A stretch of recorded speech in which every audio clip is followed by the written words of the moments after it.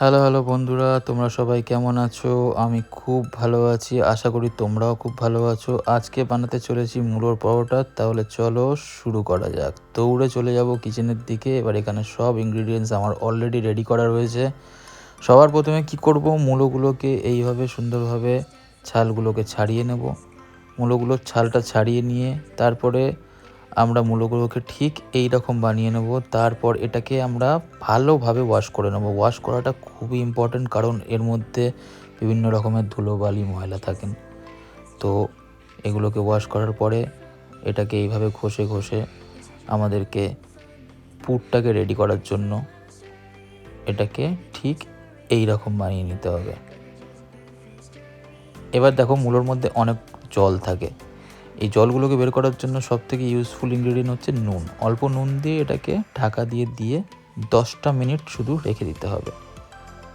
এবার আমরা এখানে নিয়ে নিয়েছি লঙ্কা আর আদা।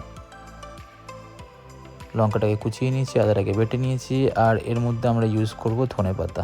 এটা খুবই সুন্দর একটা স্মেল দেবে, মানে একটা অ্যারোমা খুব ভালো আসবে।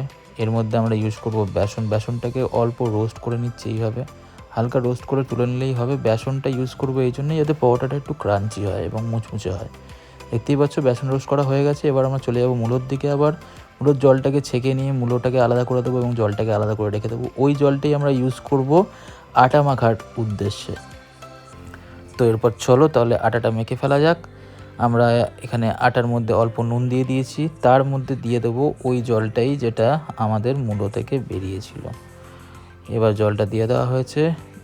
একটু চেষ্টা করবেন যাতে আটার যে ডোটা ওটা একটুখানি যেন নরম হয়।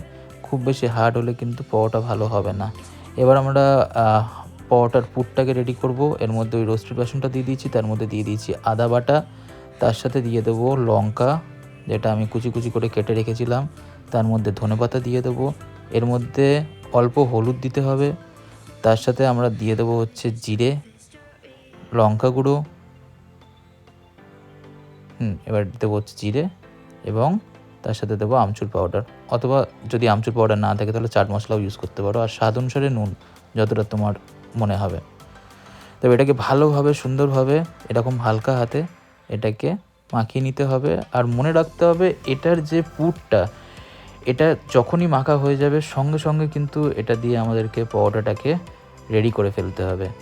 তাহলে এবার আটাটাকে আমরা এরকমভাবে বের করে নিয়েছি। দেখতে পাচ্ছ লেচিগুলো একটু বড় বড়ই রেখেছি, কারণ আমি একটু বেশি পুর দিয়ে পরোটা খেতে পছন্দ করি। তোমরা দেখতেই পাচ্ছ কতটা পুর দিয়েছি।